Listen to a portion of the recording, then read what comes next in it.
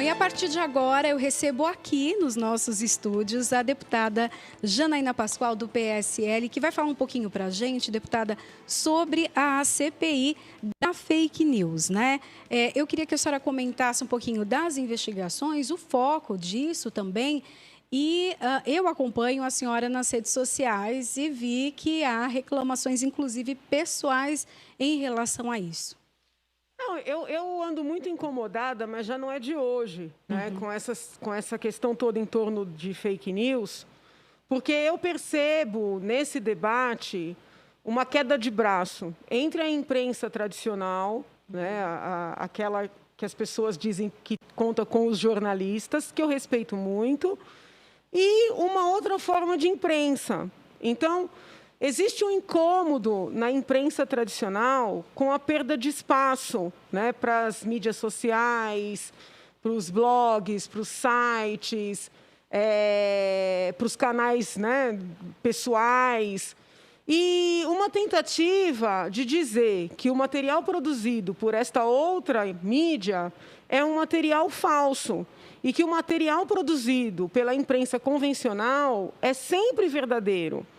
E quando nós vamos estudar a teoria em torno da fake news, percebemos que existe uma série de conceitos. E uma das formas de conceituar é justamente esta de você escrever um texto com informações corretas, mas na hora da chamada, distorcer. Porque, infelizmente, no Brasil, as pessoas só leem a chamada, né? O que mais falta no nosso país é a tradição da leitura, sabe? Então, assim, é muito grave quando um jornalista, né, que, em regra, acusa esses blogs, que inclusive trata por noticiosos, de fake news, escreve um texto e põe uma chamada completamente diferente do conteúdo do texto. Então, o caso em especial foi uma entrevista que eu dei para o UOL, e não foi a primeira vez que o UOL fez isso comigo, né? Eu acredito que possa ter algo de ideológico, porque eu tenho uma visão muito mais à direita do que aquela que norteia a linha do UOL, que é direito, né? Direito editorial do UOL tem uma linha mais à esquerda. Só que eu acho que não é justo, porque toda vez que eu dou uma entrevista para eles fazem a chamada com algo assim meio chocante. E quando a gente vai ler, né, eles são corretos no texto, mas a chamada é sempre uma chamada distorcida. Então, se você... Eu até posso te mostrar aqui saindo as perguntas que foram feitas e o que eu respondi. O que eu respondi é o que eu venho dizendo desde o princípio dessa pandemia, que nós não podemos deixar o quadro dos pacientes agravar para só medicar quando esse paciente já está num estágio avançado da doença. São muitos os médicos que corroboram o que eu estou falando. E eu tenho recebido muitos relatos de pacientes e médicos denunciando, a palavra é essa, denunciando, que as pessoas são mandadas para casa, mesmo com sintomas, às vezes graves, para esperarem o quadro agravar, para depois voltar. Entendeu? E o que o jornalista do UOL tentou fazer foi me estigmatizar. Porque ele falou, Janaína pediu para o MP mandar da cloroquina. Eu te mostro as minhas respostas. Em nenhum momento eu falei de cloroquina. Não falei, não porque tenha algo contra ou algo a favor, porque entendo que é o médico com o paciente, dependendo do quadro, que vai definir qual é a medicação. O que não me parece justo, o que me parece criminoso, é mandar um paciente com pneumonia diagnosticada para casa. E se essa imprensa acha que vai me calar, eu só fico com mais raiva e mais vontade de enfrentar. Eu estou indignada. Eu estou engasgada.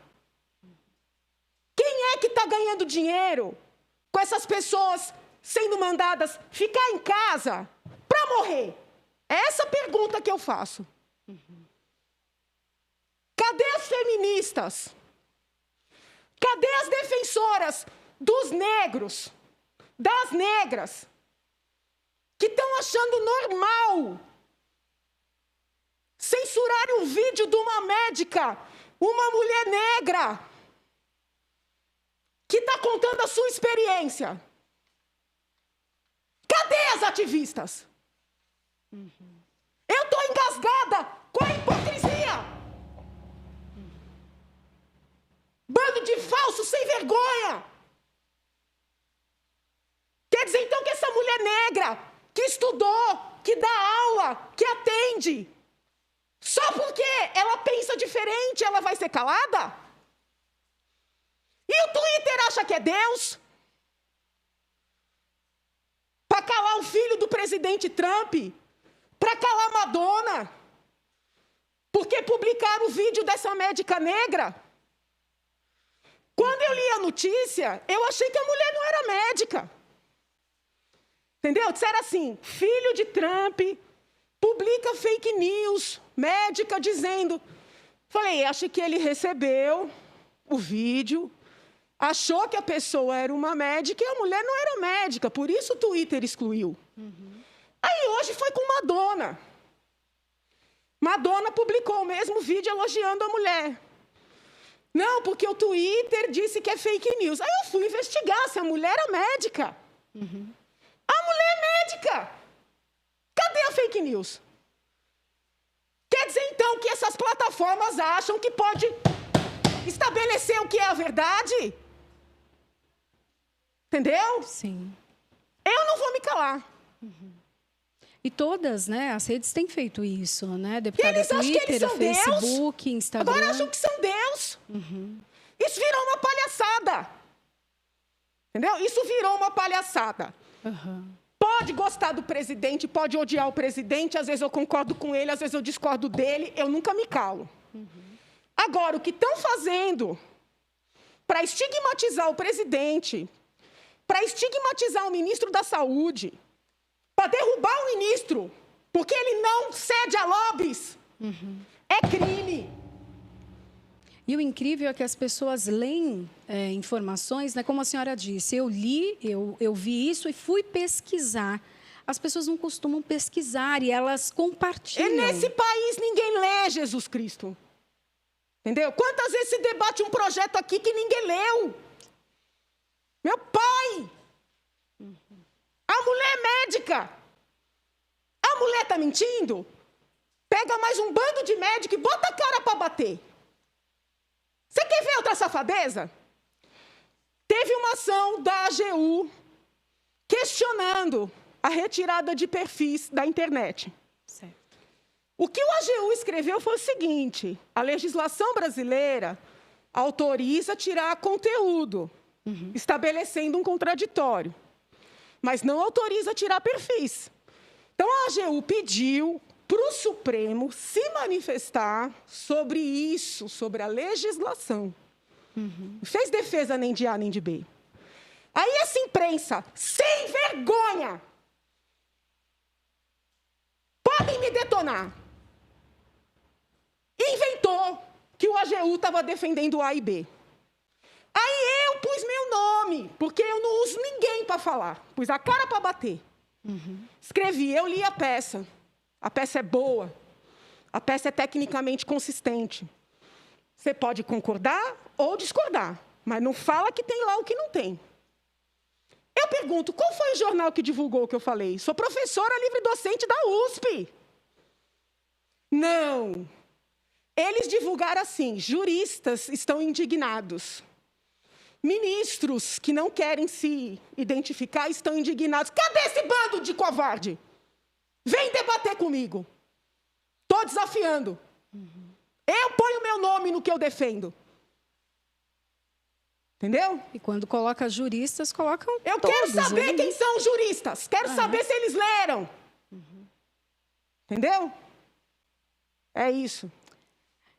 Complicado, né? Nós vivemos hoje uma situação muito difícil na comunicação em relação a fake news. Antes nós tínhamos uma questão de as pessoas comuns que publicavam o que queriam, né, nas redes e cometiam fake news. Hoje em dia a gente tem órgãos e oficiais ou, né, a imprensa oficial fazendo isso. O que a gente tem que permitir é o livre curso da informação e que todos se manifestem.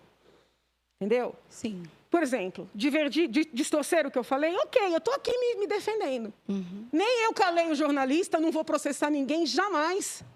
Nem podem me calar. O que está acontecendo é o seguinte, quem defende algo diferente do que os lobbies todos acham que é o certo, é estigmatizado. Quando era para garantir liberdade de fala para esquerdista, todo mundo se uniu. Imprensa, STF, Ministério Público. Agora que nós temos uma direita, né, uma direita mais radical, da qual não faço parte, uma direita moderada, não sei se isso é bom ou ruim, eu entendo que eu estou nela. Aí tem que pintar todo mundo de doido, aí pode derrubar perfil, e os idiotas aplaudem. Vai virar contra eles. Porque quando você ri da desgraça dos outros, a lei do bumerangue age, vai voltar contra você. Estão achando bonito? Vai mudar, muda a autoridade. Hoje estão derrubando de direitista, amanhã vão pegar esquerdista.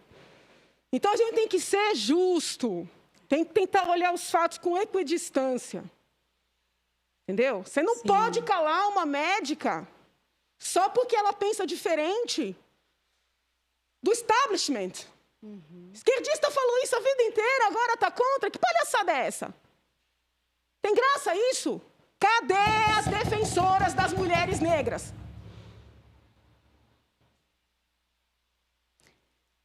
Complicado, deputada. É uma situação bem difícil mesmo. A senhora também está participando ali da CPI da fake news, né? E ali já com um teor mais eleitoral. Eu queria que a senhora falasse um pouquinho também desse trabalho, que há uma preocupação também muito grande, né? Sim, o problema é o seguinte, o que é crime para a direita não é crime para a esquerda. Então, assim, eles estão investigando lá no Supremo e querem investigar aqui também parlamentares que contrataram empresas para alimentar seus sites, e nesses sites e também nas páginas dos donos dessas empresas, haveria convocações para atos pró-Bolsonaro. E eles estão dizendo que isso aí é financiamento, né, desvio de verba pública. Só que é o seguinte, eu levantei que PSOL e PT também contratam empresas que também têm páginas e que convocam para esses atos de antifas aí. Eu não estou entrando no mérito que ato é bom, que ato é ruim, porque eu acho que ato é democrático. Né? Agora, se é crime para os parlamentares da direita, teria que ser crime para os da esquerda. Eu defendo que não é crime para nenhum lado. Mas não é correto ser crime para um lado e não ser crime para o outro. Ah, porque Bolsonaro ganhou com base em fake news.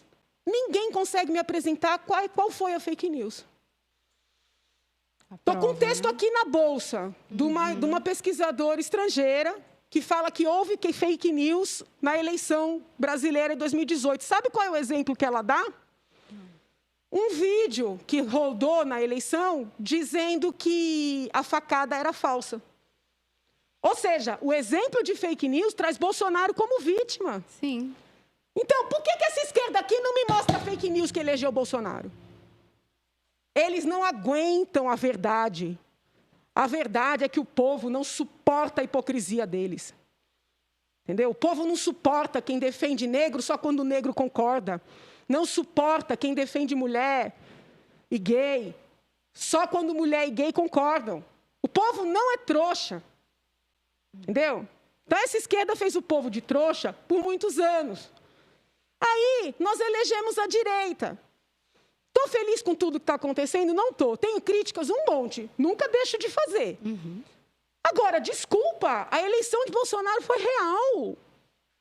Foi a demonstração que nós não suportamos a hipocrisia deles. Eles têm que, ou eles enfrentam essa verdade, ou eles vão continuar com esse teatro dessa tal fake news que elegeu a direita. A direita é uma realidade. Uma realidade na Hungria, uma realidade nos Estados Unidos, uma realidade no Brasil. É a prova do fracasso deles. É isso que eles não aguentam. Eu percebo que a atuação da senhora na CPI, ela traz uma credibilidade jurídica e também essa questão. Eu vi que a senhora perguntou, inclusive, eu não lembro para quem é que estava participando, Mas o que configurava a fake news, né? Para que ficasse claro. Sim, porque veja bem, foi o que eu falei. Fazem um meme de mim com a imagem do Capitão Caverna, por causa do cabelo. Isso não é fake news. Eu raramente pentei o cabelo. Hoje foi um dia excepcional, que eu vim aqui ver você. Gente, desculpa, não é fake news. Pode ser uma grosseria, pode ser uma charge, pode ser uma brincadeira, pode ser qualquer coisa. Eu posso achar aquilo super engraçado, eu posso me ofender, porque também tem o sentimento da pessoa naquele dia. Mas não é fake news. Então, estão misturando um monte de coisa esquisita para criar uma situação de gravidade que não existe. O que eles querem com essa CPMI no Congresso, talvez até com a nossa aqui, ainda não está claro para mim, com o inquérito no Supremo, é criar argumento para caçar a chapa Bolsonaro-Mourão. Entendeu? O objetivo é só esse. Como eles não têm argumento, nem para impeachment, nem para cassação de chapa. Eu participei da campanha do Bolsonaro, uma campanha pobre. Uma campanha feita pela população, na raça. Teve nada disso aí que eles estão falando. Eles não aguentam. Eles querem tirar. Só que não basta tirar o Bolsonaro. Entendeu? Tem que tirar o Mourão. Então, eles estão criando material, para levar para o TSE, para caçar a chapa. Esse é o objetivo deles. Com isso, eu não estou aqui defendendo que as pessoas possam, mentir, distorcer. Eu acho que esse debate ético em torno do procedimento de todos nós, todos os profissionais, eu acho que o debate de ética nas profissões, todas elas, ele é sempre positivo, entendeu? Sim. A gente pode estabelecer um grande debate ético sobre o comportamento dos parlamentares, o que a gente pode, não pode, deve, não deve, isso é sempre positivo. Mas o intuito desse debate inteiro no Brasil é caçar a chapa Bolsonaro-Mourão, não tenho dúvida disso. E daí, essas pessoas que até levam, então, informações ou criam, assim como a senhora comentou, isso pode virar contra? Como assim? Elas? Então, assim, as pessoas que estão levando... Isso é uma coisa que eu vou conversar com o presidente Caio, pelo seguinte, existe todo um debate em torno de CPIs, aí é um debate técnico-jurídico. Se o depoente, sobretudo quando convocado e não convidado, se ele tem o direito de exercer a garantia constitucional do silêncio. Há quem diga que não, que numa CPI ele é obrigado a falar. Eu, pessoalmente, talvez por ter sido advogada a vida inteira, estou afastada agora, mas sou, Claro. Eu entendo que toda vez que alguém pode se prejudicar, este alguém pode exercer o direito constitucional ao silêncio.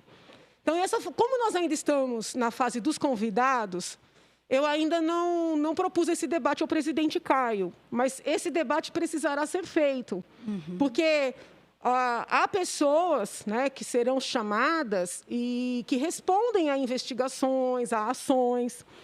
E aí eu fico com a seguinte preocupação, essas pessoas serão obrigadas a falar sobre situações que podem prejudicá-las nestes muitos processos, entendeu? Eu entendo que elas têm que ser advertidas no início do depoimento, de que elas podem falar. Se decidirem falar, vão ter que assumir o compromisso de dizer a verdade. E se decidirem calar, isso vai ficar consignado. As perguntas vão ser consignadas, como acontece no interrogatório em juízo. Entendeu? As perguntas são formuladas, ficam consignadas, e a pessoa diz que vai exercer o direito a ficar em silêncio. Isso me parece assim... que é constitucional, parece não, é constitucional e tem aplicação para procedimentos judiciais e também para procedimentos administrativos. Eu já acompanhei algumas CPIs e eu já percebi casos assim. É o correto. Quando, principalmente se está correndo em outra esfera, um outro processo, a pessoa pode se manter em silêncio. Então, mas assim, é o correto. Sim. Eu vou falar com o presidente Caio, pretendo falar publicamente, Acredito que haverá um debate. Não sei como os outros colegas vão se manifestar, porque para esse tipo de discussão, a formação jurídica faz diferença, sabe? Não quer dizer que é melhor nem pior que ninguém, mas faz diferença. Porque, às vezes, o colega se sente assim, agredido. Como assim vai ficar quieto? Então, veio aqui para, nos desprestigiar. E a gente que é da área jurídica entende que não é isso, é uma garantia dessa pessoa, seja ela quem for, entendeu? Deputada, o que a senhora espera com essa CPI, né? A gente sabe, para quem está em casa e não entende muito bem de uma CPI, é uma comissão para investigar, não que vai haver punição da parte dos parlamentares, essa punição ela vai vir de outras esferas, mas a função do parlamentar é investigar. O que a senhora espera ao fim dessa CPI em especial? Então, é tão interessante, né? Porque no semestre passado eu não participei de nenhuma CPI. Então, de certa forma, é uma experiência nova, né? E eu estou em duas. Eu estou na da fake news e na das quarteirizações, que tem mais a ver com a área de saúde, muito embora também haja terceirizações e quarteirizações na área cultural e até social. Mas o que eu estou percebendo é que a CPI, a gente sabe como começa, não sabe como termina. Entendeu? E assim, eu pretendo mostrar que nós temos que ter justiça. O que é crime para A é crime para B. O que não é crime para A não é crime para B. Entendeu? Então, eu vejo como meu papel, né, este. Tudo bem, então, peraí, aqueles que nem chamaram vários assessores do deputado Douglas. Eu até votei contra uma parte desses assessores. Eu penso assim, o chefe de gabinete do deputado Douglas, todo mundo sabe que tem um papel muito importante no próprio gabinete. Ele preside o movimento. O próprio deputado Douglas disse, não estou falando nada inadequado, que o mandato dele, Douglas, pertence ao movimento que é presidido pelo chefe de gabinete dele. Então, quando solicitam o convite a esse chefe de gabinete, eu não vejo como um assessor, entendeu? Eu vejo como uma figura com independência, né? Os outros são funcionários. Então, assim, eu não acho correto, a não ser que haja uma situação muito forte envolvendo um funcionário, você expor alguém que está trabalhando, você entende? Sim. É por isso que eu votei contra, né? Então, é o seguinte, eles querem chamar todo mundo, eu vou ouvir. Vamos ver o que vai aparecer, eu não sei o que vai aparecer. Só que aí nós vamos começar a ver se tem do lado de lá também. Porque é questão de justiça. Sim. Né? A gente não pode permitir que uma CPI seja instrumentalizada para perseguir quem quer que seja. E todo mundo sabe que eu tenho problemas sérios com o deputado Douglas, entendeu? Com a equipe dele, porque eles acham que eu sou comunista. Então, assim, não é uma questão de proteção, é uma questão de justiça, né? Eu sou aquele tipo de pessoa que é xingada de todo lado, né? Para um lado é fascista, é golpista, para o outro lado é comunista, então já acostumei. Agora, é duro você expor os funcionários, sabe? Se tem uma situação, ok, mas... Se é um envolvimento direto, a pessoa está ali trabalhando. Uhum. Se receber uma ordem eventualmente inadequada, que não seja gritantemente ilícita, chama o deputado para se explicar. No caso, o chefe de gabinete, que tem uma função ali, todo mundo sabe que o chefe de gabinete, deputado Douglas, ele é uma figura muito forte, né? Agora, os funcionários, eu não acho certo. Mas perdi, votei não, perdi. Vamos ouvi-los, né? Deputada, para a gente concluir, não só quem cria uma fake news é que é responsável por ela, mas também quem compartilha. Eu queria que a senhora falasse um pouquinho disso, da responsabilidade também da população, de quem recebe uma mensagem no WhatsApp ou que vê uma mensagem numa rede social e compartilha simplesmente sem ver. Eu tenho, assim, uma certa... Eu tomo cuidado para não entrar naquele campo do punitivismo, de dizer, olha, você vai ser processado por isso ou por aquilo. Eu acho que a gente tem que apelar para o senso mesmo de responsabilidade, mas não para a questão da responsabilização. Certo. Você receber um material muito impactante, né? Poxa vida, checa antes. Por que você tem que fazer algo sem refletir? Entendeu? Né? Você pode ser um propagador, quando eu digo você, todos nós podemos ser propagadores de boas coisas. Nós podemos ser mensageiros do bem. Então, quando a gente entra nessa toada, né, do sensacionalismo, da destruição do outro, sabe? Eu acredito muito em energias, em espiritualidade. Isso tudo retorna, sabe? Retorna. Então, assim, você recebeu um material, por exemplo, agora a gente está falando muito de política, mas quando essa discussão começou, e quando criaram a CPMI no Congresso, era para investigar isso, foi distorcido. Quando isso tudo começou, tinha muito a ver com exposição de mulheres, de crianças, em situações sexuais ou sexualizadas, né? Eu orientei uma pesquisa na USP tratando do porn revenge. O que é isso? É o que a gente chama de revanche, né? Vingança pornográfica.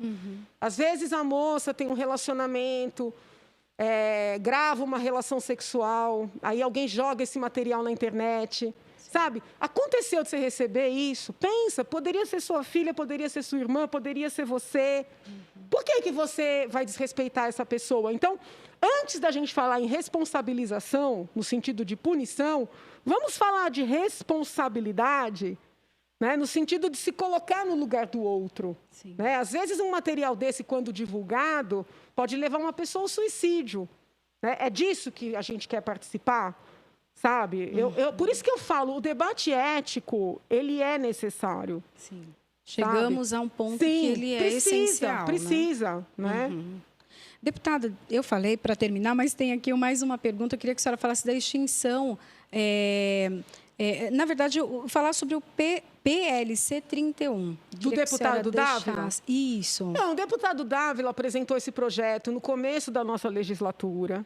Ele até pediu para eu assinar, junto com um conjunto de outros colegas. Eu olhei o material, li o material, disse para ele que não assinaria, porque estava refletindo sobre o tema.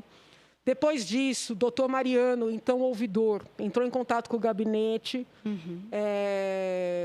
sugeriu uma reunião, ele veio ao gabinete, eu conversei muito com o doutor Mariano, e agora o projeto, né, voltou, vamos dizer assim, ao debate. Não é mais o doutor Mariano, o doutor Eliseu. Eu entrei em contato com a ouvidoria e achei que era interessante ir, até para conhecer a equipe, entender o trabalho. Então, ontem eu fui visitar a ouvidoria. E o que eu disse para o doutor Mariano, eu disse para o doutor Eliseu. Que eles não devem demonizar o meu colega Douglas. E o meu colega Dávila, é o Gil, é o Mé, tem vários aí que assinaram. Não deve demonizar. Eles devem ouvir. Sabe? Sim. Porque, apesar deles errarem no tom, que é muito típico de bolsonarista, errar no tom, tem um fundo de verdade no que eles falam. Porque na história da ouvidoria, né, ocorreu uma ocupação pela esquerda com uma demonização das forças policiais, com uma estigmatização. Então, eu que sou, né, filha da USP, eu sei o que é falado de polícia entre os intelectuais. Entendeu? Basta lembrar do discurso da deputada Mônica, numa das sessões recentes, referentes a esse debate. Ela falou, eu não quero extinguir a ouvidoria. Disse a deputada Mônica que quer extinguir a polícia militar. Esse é o pensamento, né, que norteou a ouvidoria até hoje. Então, assim, eles têm razão quando eles fazem a crítica. A minha dúvida é a seguinte, nós vamos abrir mão de um equipamento porque ele está mal orientado? Será que é este o caminho? Será que não é melhor aproveitar esse equipamento e tentar fazer com que ele seja mais democrático, mais efetivo, né, mais proativo, para colaborar para que nós tenhamos polícias melhores? Então, eu fui falar sobre isso com o ouvidor, o atual, como eu já tinha falado com o anterior. Entendeu? Então, assim, esse discurso, não quero extinguir a ouvidoria, quero extinguir a polícia. Poxa, será que isso é racional também? Então, vamos ouvir a crítica dos colegas e penso eu, a princípio, né, que o debate ainda vai ser feito. No lugar de extinguir, melhorar a ouvidoria, entendeu? Ok, deputada, muito obrigada pela participação agradeço. da senhora, sempre trazendo aí muitos esclarecimentos para nós aqui, jornalistas, e também para a população. Muito obrigada. Deus abençoe. Obrigada pela oportunidade. A senhora também. Obrigada. E bom trabalho, porque hoje tem bastante coisa na casa, né? Fica com Deus. Beijo para todo mundo. Obrigada.